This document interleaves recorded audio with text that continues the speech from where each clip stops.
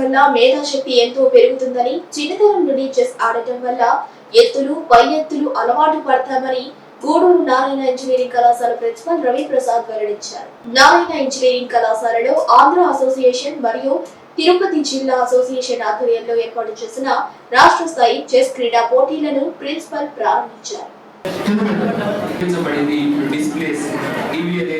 చేసేటట్టు ఖచ్చితంగా వాళ్ళని ఎంకరేజ్ ఎక్కడ కూడా డిస్కరేజ్ కావద్దు. ఇంత కాంపిటీషన్ లో ఎమర్జ్ అవుతారు. చెస్ క్రీడ వల్ల మేధాశక్తి ఎంతో పెరుగుతుందని, చిన్నతనం నుండి చెస్ ఆడటం వల్ల ఎత్తులు పై ఎత్తులు అలవాటు పడతామని గూడూరు నారాయణ ఇంజనీరింగ్ కళాశాల ప్రిన్సిపల్ రవి ప్రసాద్ వెల్లడించారు. నారాయణ ఇంజనీరింగ్ కళాశాలలో ఆంధ్ర అసోసియేషన్ మరియు తిరుపతి జిల్లా అసోసియేషన్ ఆధ్వర్యంలో ఏర్పాటు చేసిన రాష్ట్ర స్థాయి చెస్ క్రీడా పోటీలను ప్రిన్సిపల్ ప్రారంభించారు.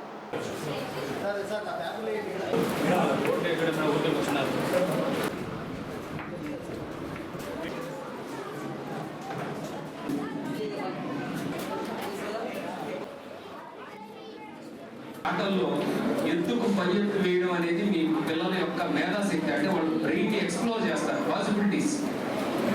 దానివల్ల మీ పిల్లలకి ఉన్నత విద్యకు వచ్చినప్పుడు ప్రాబ్లమ్ సాల్వింగ్ స్కిల్స్ అనేవి అలవడతాయి. మీరందరూ మీ పిల్లల్ని పనికి పంపించడం లేదు, బడికి పంపిస్తున్నారు. ఎందుకు అంటే వాళ్ళ మేధాశక్తి పెరగాలి. మేధాశక్తి పెరగాలి అని అంటే విద్యాభ్యాసం ద్వారానే మేధాశక్తి పెరగాలి. విద్యాభ్యాసము కాలేజీలో 6 పుస్తకాలకే పరిమితం. Physics, maths, English, social science, geography, వీటికి మాత్రమే హిందీ, వీటికి మాత్రమే పరిమితం.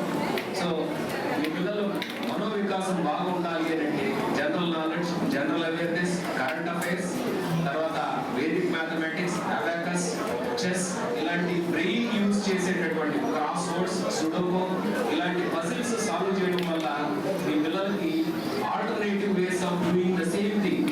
ఒక ప్రాబ్లం ఉంటే మా నలుగురికి ఒక ప్రాబ్లం ఇస్తే ప్రాబ్లం సాల్వ్ చేస్తాం నలుగురివి, కానీ ఒకటే విధానంగా సాల్వ్ చేయరు.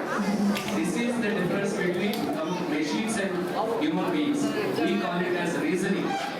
మీ పిల్లలకి రీజనింగ్ బాగా రావాలి అంటే ఖచ్చితంగా వినూత్నమైనటువంటి ఆటల్లో వాళ్ళు పాల్గొనాలి మేధాశక్తితోటి. అలాగే ఫిజికల్ గేమ్స్ కూడా రోజు కొంతసేపు ఫిజికల్ గేమ్స్ కూడా ఆడించండి. స్కేటింగ్ కానీ, క్రికెట్ కానీ, అవి కూడా మోటార్ నర్వ్స్, అంటే శరీరంలో కండరాలు, మెదడు రెండు మమేకమై ఆడాల్సినటువంటి ఆటలు అవి.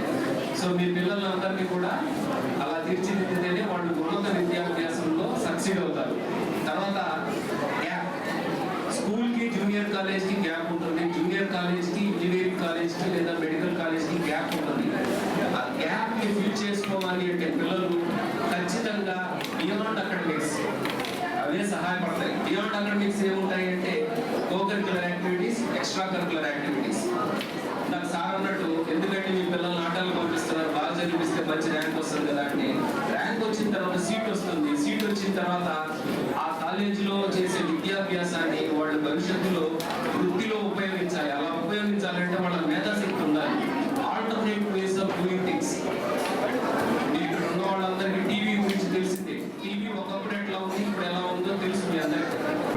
నాలుగవది, ఇది వరకు మనం విశాఖపట్నంలో, గుంటూరు, ఏలూరు, విజయవాడలో 4వ ర్యాంకింగ్ టోర్నమెంట్. ఇటువంటి ర్యాంకింగ్ టోర్నమెంట్లో పార్టిసిపేట్ చేసే ఎక్కువ పాయింట్స్ స్కోర్ చేసిన వాళ్ళకి 15 మందిని మనం ప్రతి ఏజ్ కేటగిరీలో 5 మందిని, సో అలా మొత్తం 6 ఏజ్ కేటగిరీలో మొత్తం 150 మంది వరకు నేషనల్కి పంపించడం జరుగుతుంది. సో ఇటువంటి మన గూడూరులో జరగడం చాలా హ్యాపీగా ఉంది. అండ్ ఆల్సో గూడూరు నుంచి కూడా ఎక్కువ మంది ఎట్లా అంటే నేషనల్ టోర్నమెంట్స్కి పార్టిసిపేట్ చేయడానికి కూడా హెల్ప్ అవుతుందని చెప్పి మేము భావిస్తున్నాం.